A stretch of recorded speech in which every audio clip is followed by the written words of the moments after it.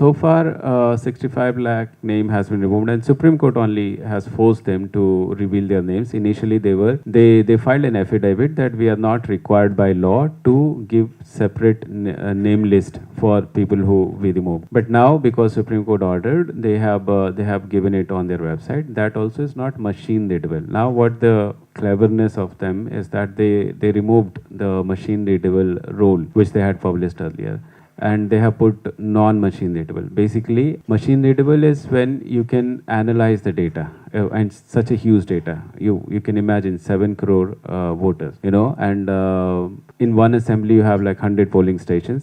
One polling station consists of at least 1,200 people. So names of 7 crore, if you compress them into PDFs, you will have like thousands of PDF, right? To read thousands of PDF to verify who have been removed and who have been included, it's impossible, humanly impossible. You see, I kept saying that, we have kept online as an option for migrants.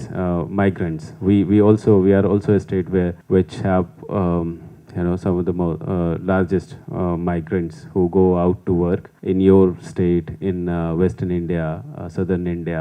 So Election Commission, when they were asked that why are you giving such a short time, many migrants will not be able to give you the form that you are asking with the evidence. Election Commission response was that we have put it online, they can submit it. Now they in their imagination, every laborer is equipped with internet and computer. According to our caste survey data, only 1.1% population, Bihari population, have access to computer. Yeah, so now let me explain that how they divide the voters. Sagar is one of the finest investigative journalists across the country in சொல்லணும். என்னோட மிக நெருங்கிய நண்பர், அவரோட வேலை செய்கிறதுல நான் ரொம்ப பெருமை அடைகிறேன். காரவன் பத்திரிக்கையோட முன்னாள் எடிட்டர் ஒருத்தர் சொன்னார், he is one of the finest journalist in the country அப்படின்னு. நிஜமாகவே சாகரோட கட்டுரைகளை தோழர் மருதையன் குறிப்பிட்ட மாதிரி நிறைய கட்டுரைகள் நீங்கள் படித்து பார்த்துருந்தீங்கன்னா தெரியும். அவரோட உழைப்பும் அதற்காக அவரோட முனைப்பு எந்த அளவுக்கு வேலை செஞ்சுருக்காருன்னு. சாகர் பற்றி பேசணுன்னா, சாதி, சமூக மற்றும் இனவெறி, வன்முறை, மதம், கார்ப்பரேட் ஊழல், வலதுசாரி பயங்கரவாதம் போன்ற கடினமும் தீவிரமான பிரச்சனைகள் குறித்து லாங் ஃபார்ம் இன்வெஸ்டிகேட்டிவ் பீசஸ் எழுதின மூத்த பத்திரிகையாளர். சாதிய ஒடுக்குமுறையை தாண்டி கல்வியையும் பத்திரிகையாகும் கனவையும் பின்தொடர்ந்து வந்து இன்று கார்வன் பத்திரிகையின் மிக முக்கிய பத்திரிகையாளராக வேலை செய்கிறார். சாகரோட பங்களிப்புகள் சர்வதேச அளவிலும் அங்கீகரிக்கப்பட்டுள்ளன. 2024 ஆண்டில் அவரது லண்டனில் உள்ள செவனிங் ஜேர்னலிசம் ஃபெலோஷிப்புக்கு தேர்வானார். மேலும் 2023 ஆண்டிலிருந்து ஏஷியன் ஜேர்னலிசம் ஃபெலோவாகவும் உள்ளார். அவரது பல்வேறு படைப்புகளில் ராமர் கோவில் நில ஊழல் பற்றிய அவரது விசாரணை கட்டுரை மிக முக்கியமான ஒன்று. அதை பாரதி புத்தகாலயம் ஒரு புக்காகவும் வெளியிட்டிருக்காங்க. இப்போது சாகர் பற்றி இன்னும் பேசணுன்னா நிறையா இருக்குது, பட் நேரம் கருதி நான் விடைபெறுகிறேன். Now I present to you Sagar from the Caravan. Thank you. I'm really happy to see you guys actually. You were very attentive, and I was seeing that probably first time people have sat through 2 hours to listen to an issue like democracy or diversity. So cheers, I'm really glad to see you guys. Before, I think, speaking on what is happening in Bihar or special intensive revision, I think I shall also give you a little bit of history of franchise rights. I think my friend here talked about constant assembly debate, that how we got the right to vote. But I like to go back a little more, like 20 years back, from independence, when the conversation on franchise right began, that why people should participate in the formation of the government.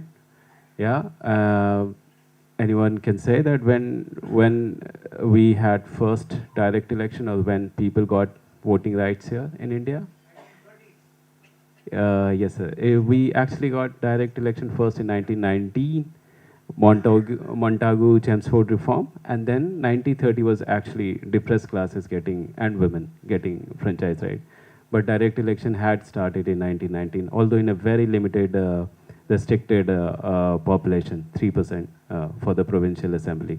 1919 is when India got its voting rights. Very minor population, 3% only for provincial assembly, and for central assembly it was only 1%. So the conditions for voting right was a privilege. It was not, something which now we take as granted that everybody will have it. Everybody should vote for, should participate in the formation of the government. It was not considered as an inherent right, like now we consider it. Right? If we are born in India, or until before, I mean, we will come to SIR, what they are trying to change or what this will change. But before SIR, what we have considered that if you are born in this country, if you have achieved 18 years age here, you are rightful to have franchise right and vote in all elections, right from parliament to panchayat. But this was not considered an inherent right back then, till 1919. When what changed is roundtable conference debates when Dr. Ambedkar and his colleague R. Srinivasan, who was from Tamil Nadu, depressed classes, he represented depressed classes in Tamil Nadu. Dr. Ambedkar and R. Srinivasan were representing depressed classes at the Roundtable Conference. Roundtable Conference happened from 1930 to 1932, right? So I'm gonna just mention a bit of their conversation, or rather their fight for voting right for everyone, including women, which began the conversation. They may not have succeeded in bringing adult suffrage, what we have now, or universal franchise, but that was the beginning of what we have today, or what we happen to have today. In 1919, when British government started a direct election, they gave franchisee based on property rights, education, military services. These were basic conditions that if you have property, if you pay certain rent to the government, then you will have a vote. If you are educated at certain level, like let's say matriculation at 10 years of study, then you qualify as a voter, and military service. But only retired military people were qualified. And now if you look at the conditions, who would be most likely to qualify? Who will have property, who will have education, and who will, military personnel were not very large in number. So under these criteria, mostly landlords or people with property will qualify, which were mostly rich people, upper caste people, and education as well.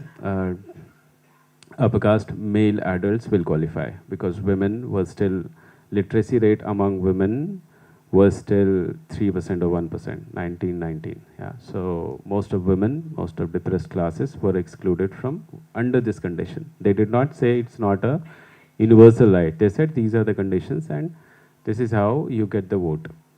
Now under that, only 3% population were qualified. Then comes Roundtable Conference, where Dr. Ambedkar and R. Srinivasan represent, and they ask for universal suffrage. They do not just ask for, voting right for depressed classes and women, but they said that we shall have adult suffrage. Why? The basic argument was that if you limit the franchise, if you limit voting to certain class of people, it does not form a democracy. It does not make a responsible government.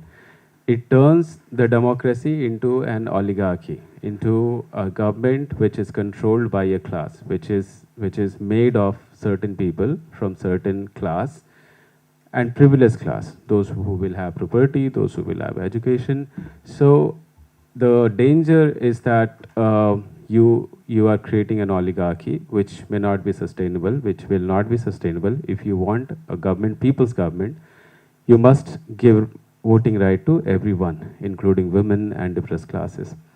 But they had to counter. These things were big things back then. Property condition, education. People would frown upon anyone who would say, "Oh, are you going to give it to illiterate people? Are you going to give it to people who does not pay taxes?" There was a point when Dr. Ambedkar was willing to abandon his demand for separate electorate. I hope you know that Dr. Ambedkar was negotiating for separate electorate for Dalits, and that's how we now have joint reserved constituencies. I mean, diluted version of separate electorate. But he was willing to let go of separate electorate in exchange of adult franchise. If you look at his evidence before Simon Commission, October 1928, he said that if you give us adult franchise, we will not demand separate electorate. But that was 1928. 1930, when he comes to Roundtable Conference, and he had not expected at all that his own people, as in people from his own country, will be against universal suffrage. He hoped that there will be no problem. If I say that everybody should get vote right, people will be happy. I mean, his own countrymen at least will back him. There were 36 people in the franchise subcommittee of the Roundtable Conference, and he had not expected at all that people from his own country will say that no, we cannot have adult franchise because our people are not ready, because they are illiterate, they are poor, and they will not value the vote if we give it to them. So Dr. Ambedkar said that to the chairperson, who was an Englishman, or Secretary of State actually, Samuel Hoare. He said that it's such a disappointment that I had not expected, so I'm not going to leave my separate electorate demand now. But he argued, which I want that we should know. When we discuss SIR, maybe you will know the context why I'm telling you a little bit of history.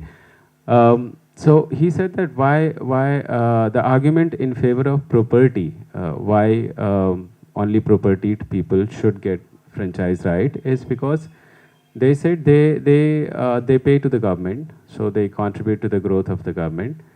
And this has been foundation for 2 generations. Before we had direct election for provincial, we had this for the local municipalities and other local bodies.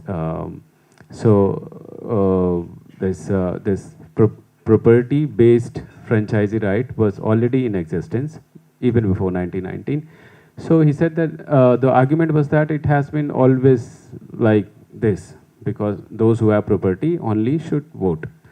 Dr. Ambedkar comes in and he addresses the conference, which included Indian politicians, Indian princes, English people, bureaucrats, people from English government. And he said that you have to separate the concept of private property from voting right, because private property make this entire relation of associated life very tilted towards the privileged class. What is associated life? Like, we live in a society, we interact with each other, we have certain terms of, maybe unwritten laws, but we deal with each other. We live in harmony. We buy from each other. We exchange things from each other. So there is certain social laws, and for that to remain very strong, you must exclude property from building a very good relation in the society.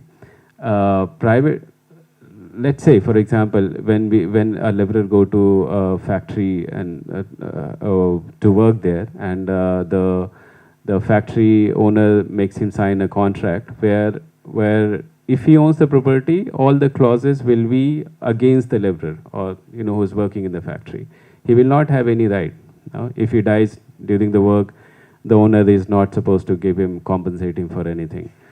Things like that. I'm saying that if you have private property attached to certain contract, it will only benefit owner of the private property, which is not a good working environment. He said if you have this kind of working condition, then your laborer will only give their labor under force. They will not be giving their labor in terms of growing or growth.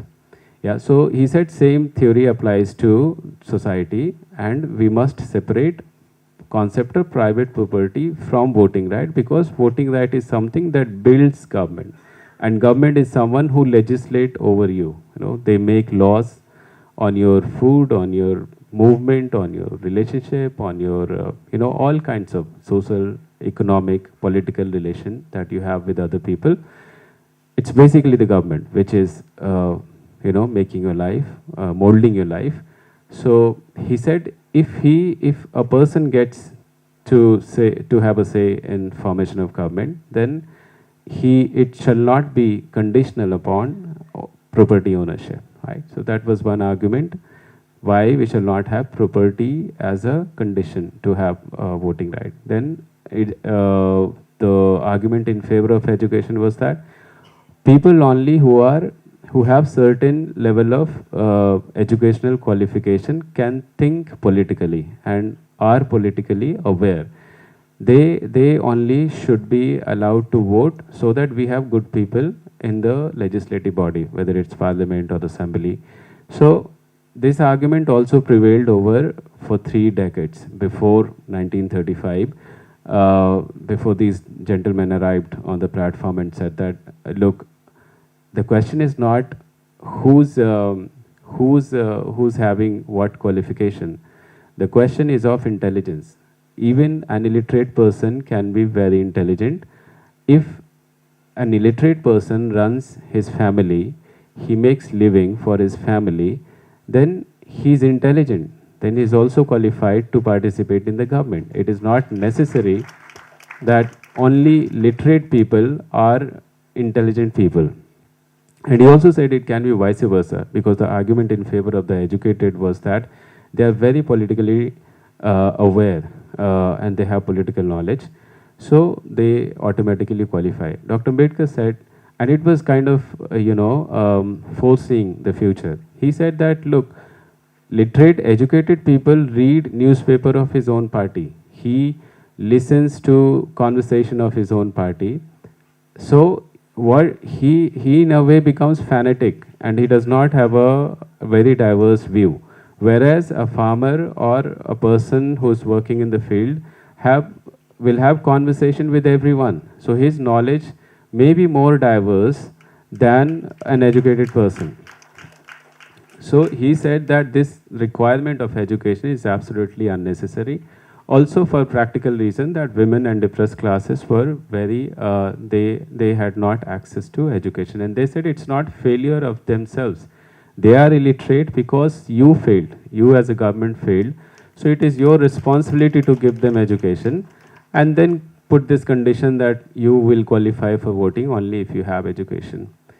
So these property and education, why they were separated, they did not win. They were not able to convince the Indian conference or even the British.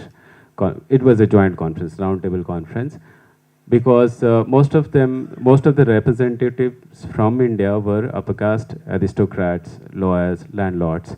So, and they were all male, mostly male, and they did not want, in a way to go this franchisee to everyone, because then they won't be selected. Ambedkar had said that it's ridiculous that you make education a criteria, and then you have a government where all educated people come, and then they will perpetuate the poverty, because they will never want other people to be educated so that they continue to rule. You get what I'm saying? I mean, his point was that you are making ruling class a ruling class, so educated class a ruling class. Then why would they educate other people? Because they will have vested interest in keeping them illiterate and deprived. Yeah. So anyway, he was not able to convince. He was only able to convince British people with his argument, and said that, okay, British people diluted some of the educational condition. One was that instead of upper primary education, which was like 6 years of education, British people diluted it to literacy for voting right. And for property also, rental was reduced. Some people paid, I guess, 3 rupees annual rental. It was reduced to 1.5 or something. So in total, the franchisee expanded from 3% to 15% of the total population. Then we have independence and we have adult suffrage. Now, what happened in Bihar? Fast forward to 2025, and I'm taking it to Bihar. On June 24 June 2025, Election Commission came up with an order that we will revise the electoral roll. Basically, we have in all state we have electoral roll, voter list basically, where and they have right, they are authorized to remove names of people who are dead, who have migrated, and also add people who are newborn. So this is a regular this process. I'm not saying SIR, special intensive revision, but this has been a regular exercise where commission is supposed to revise the electoral roll so that new people keep coming. But before this, the process has always been inclusive and more sympathetic. They will come to your door, have you on board by just taking Aadhaar card. Before this, Aadhaar is also an acceptable document under the Electoral Rules 1960, under which Election Commission is supposed to work. But anyway, in this exercise, what was unprecedented or unique is that Aadhaar was not accepted. First thing was that Aadhaar is not acceptable, ration card is not acceptable as an evidence of your identity. Ration card is not acceptable. Driving license, all these are not valid documents for them. PAN card. What was acceptable is a set of 11 documents. And 11 documents included educational certificate, property certificate, government, if you have worked in government, then government ID, pension book, passport, yeah, basically PSU, anything from public or government office, which you can think that the condition itself is very favorable to privileged class, those who have access to education, those who have property, those who, it will remind you to the pre-independence conditions. And yeah, these are the conditions that Election Commission put, that only from these 11 documents, we will give you voting right. It doesn't matter whether you have voted last year in parliament election or in Bihar Assembly before that. You have to come to us, fill a form, give a declaration that you are a citizen of this country, attaching an evidence of your citizenship, and then we will see if you qualify or not based on your documentation and our field verification. This was new. This was what was new in the revision of electoral roll. Yeah. So also why it should concern you, because this 24th June notification is a pan-India notification. It's not a Bihar specific notification or order. They have given it in the Supreme Court. They have said that it's a pan-India order. It's we are doing it in Bihar as a pilot, but this is not specific to Bihar. This is a pan-India, which means that whatever is written in that order, 24th June 2025, that will become basis for revision of any electoral roll in any of the states, right?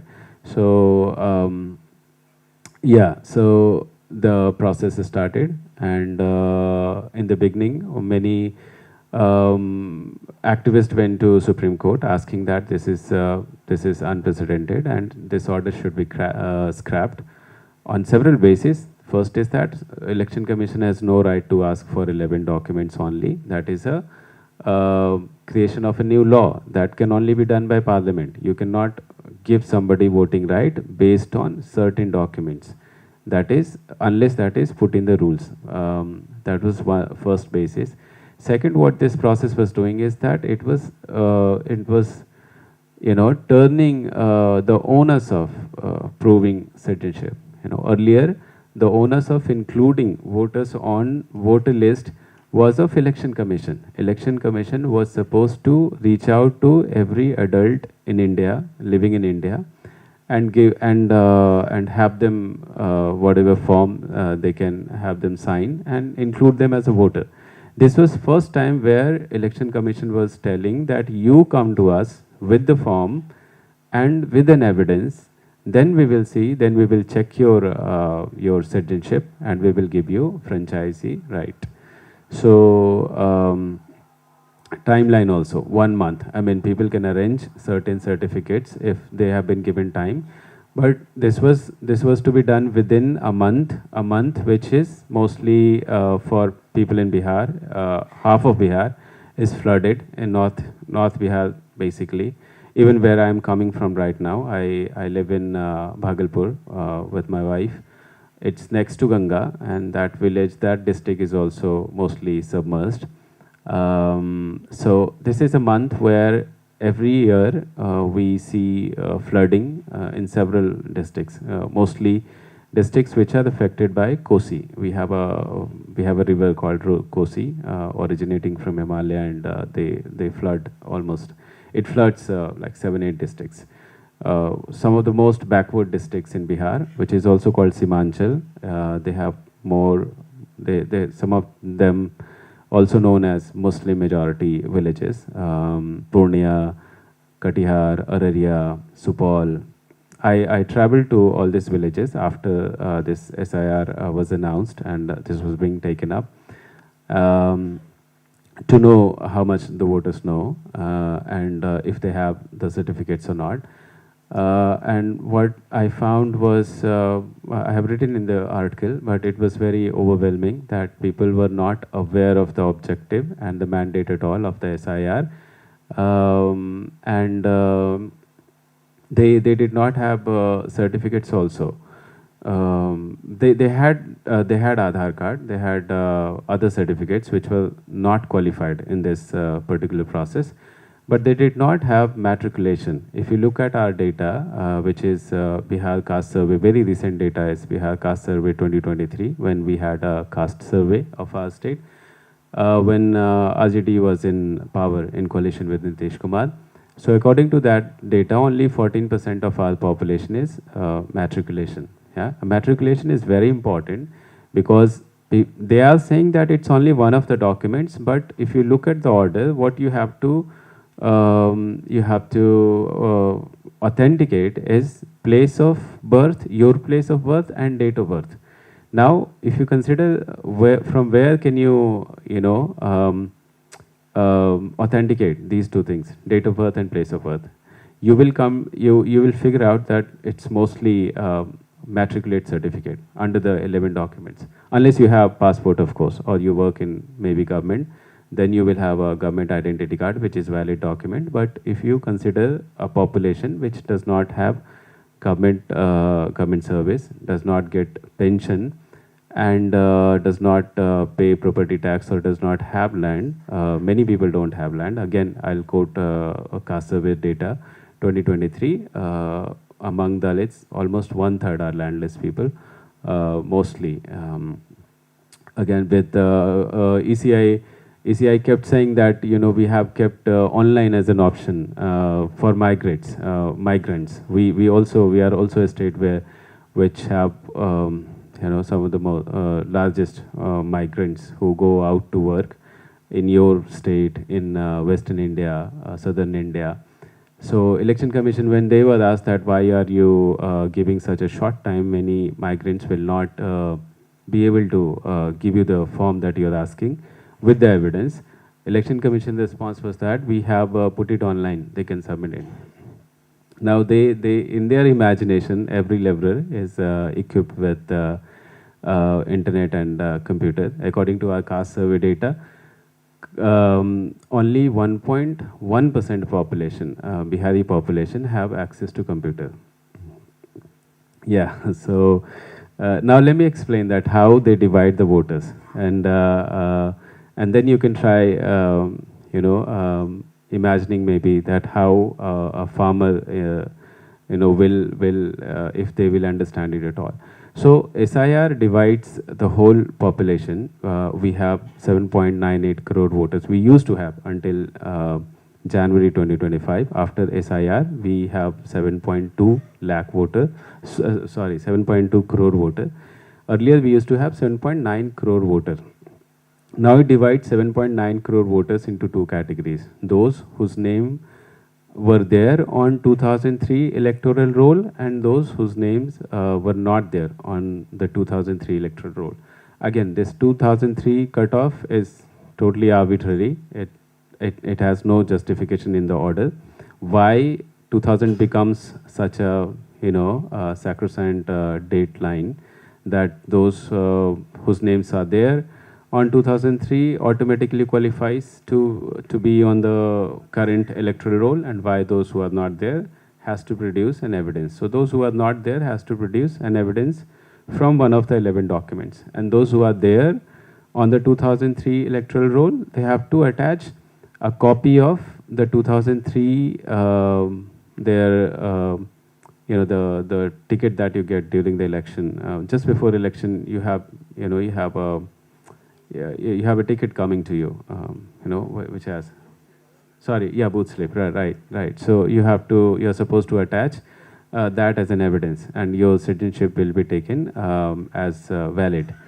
So everybody, one thing is that 7 crore voters, almost 8 crore, which were had to give evidence. Some of them had to only attach the slip of 2003, and those whose names were not there had to struggle to find one of these 11 documents.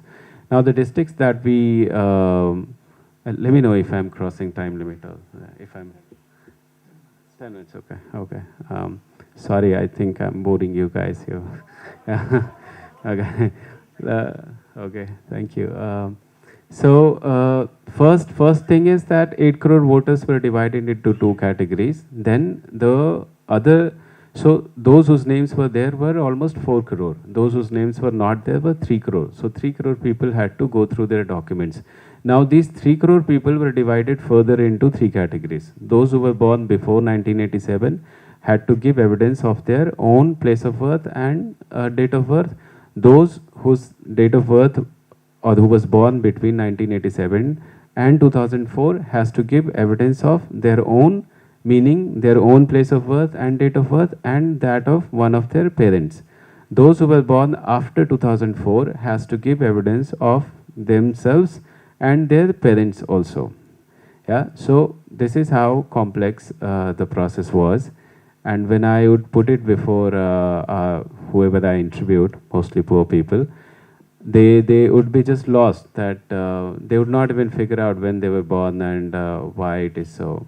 Some people got very offended when I said that Aadhaar is not acceptable at all. And I remember a conversation with this farmer, I forgot his name, Bihari Yadav, someone, old man, 70-year-old, yeah. And he said, I asked him that, have you got your name enrolled on the voter list? And his response was that he was very proud to say that I have been voting since 1970s, even before you were born. I said, yes, sir, but what evidence did you give? And he said, I have Aadhaar. BLO had not visited them. So in this process, there's a volunteer which is involved at the first level who are supposed to take the form of the ECI, Election Commission of India, to the voters, is booth level officers. They are mostly primary school teachers, which is provided by the government, local government, and they are also Anganwadi workers, self-help group, women, mostly women. So they are supposed to give form to every voter, and then every voter is supposed to fill that form. That form is also very complex again. That form is in Hindi also, Hindi and English. In the form, you have to fill in your Aadhaar number, although Aadhaar is not acceptable, but you have to fill in your Aadhaar number, your parents' Aadhaar number, your spouse Aadhaar number, if you have, and then you have to put a picture, you have to sign over, and you have to give a declaration which year you were born in, and then evidence which you are enclosing.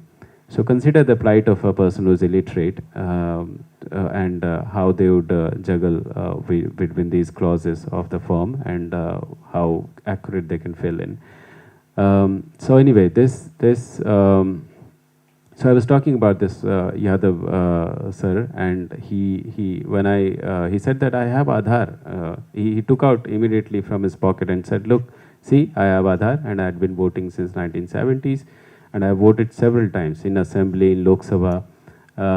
So I asked that when BLO will come to you, what will you give? And he said, Aadhaar card. I said, it's not valid. And he said, it's you who's telling it's not valid. You know what? Wherever you go, they will ask you Aadhaar. So you don't know anything. So, which was a very common response, and it was very sad actually. These people were not even told. They were not aware, and they were not given enough time. And yeah, and he was pretty confident that nobody will stop him from voting. He said, "My name will come. You will see. You are saying you go where," and I could not give him counter that actually, yes, wherever I go, they do ask me Aadhaar card. He said, "You go to SIM, they'll ask you Aadhaar." I said, "All that is fair, but in this process, Aadhaar is not taken." And he said, "We will see when the BLO come, but I don't trust you." Yeah, so in this process also, many who were affected would automatically forget about people who have been left out. 65 lakh has already been removed after publication of the draft roll. Now what we have is a draft roll. Now this, after which 65 lakh were removed, and the voter has been shrunk to 7.2 crore. Now their application will go to scrutiny, and we will have a final roll publishing in September, 30th September. But even at this stage, when draft roll has come, 65 lakh names were removed. And now many, I'm saying that those even within these qualified parameters, what I saw is that women have problem in having their documents, because when they are married to a place, they have their documents from before. Yeah. And in Indian Hindu marriage, you don't have a contract where you can show and then have the local documents. So I met many women, working class women, vegetable vendors, women who were selling tea or selling vegetable, and they had all their documents from their parents. They did not have any property is not in the name of daughter, right? At least in North India, you never have property in the name of your daughter. So if you look at the 11 documents, you can't give property document. Education also, again, women, my society is not very progressive. Women are not, they're not given education, higher education. They are literate, but whether their documents will be from their home, right? Their documents won't be from their husbands. So these were practical problem. This will automatically shrink, remove voters, because you put this condition that only 11 documents can make you qualified. So you can't have property documents, education documents, and then passport and all is out of question, right? Caste, okay, there were two other documents, caste documents, caste certificate and resident certificate. Now, the thing is, to make a caste certificate, if you are aware of the process, you have to get signed. First sign is from your ward commissioner, councillor, or if you are in panchayat, from your mukhia. That goes to tehsildar. Tehsildar forwards it to your block, and then from block it goes to SDO, subdivisional office, and then finally DM, district magistrate. So this involves 5 levels, and at 5 stages take almost 3 months. If your district has a functioning district administration. Most of our district administrations are not very functioning, also very corrupt. So many people in one of these flooded districts, we were in Araria, Muslim village, and they said that panchayat here doesn't work. They ask us money, and but it's mostly closed also. So we went to verify that whether the panchayat office is functioning or not. We went to the panchayat office and we found that it was it was, it was just four walls, and a lot of hay was put in that. There was no individual, no person in that office.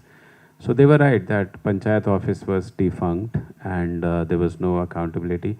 So the point was that two documents which the poor people, those who have no property, no education, access to education, no access to government job obviously, and passport, may have made their caste certificate or resident certificate if they were given enough time, at least 3 months. But this 1 month window has put them at disadvantage, and they were not able to submit their documents.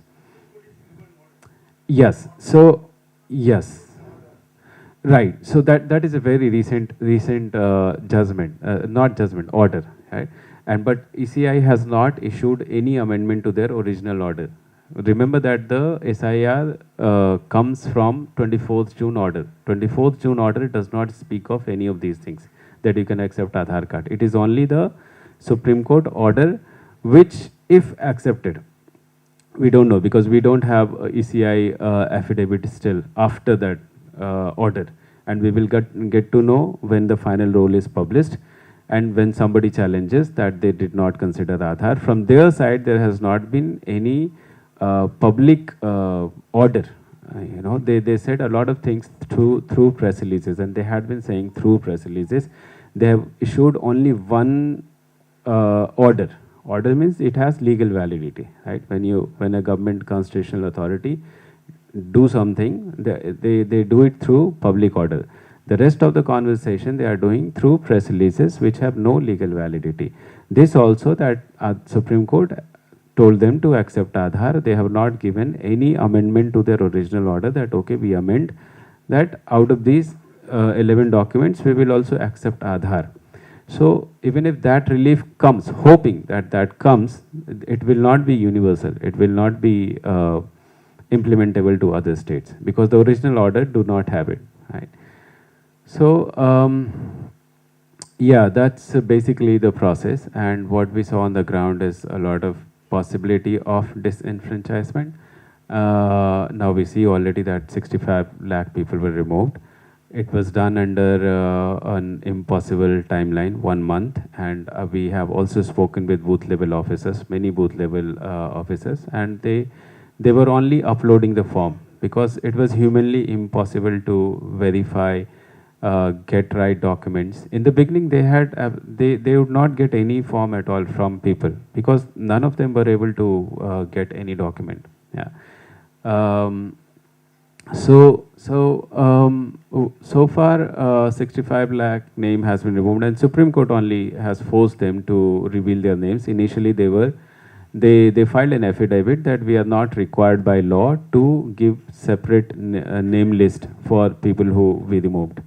But now, because Supreme Court ordered, they have given it on their website. That also is not machine readable. Now, what the cleverness of them is that they removed the machine readable rule, which they had published earlier, and they have put non-machine readable. Basically, machine readable is when you can analyze the data, and such a huge data. You can imagine 7 crore voters, and in one assembly you have like 100 polling stations. One polling station consists of at least 1,200 people.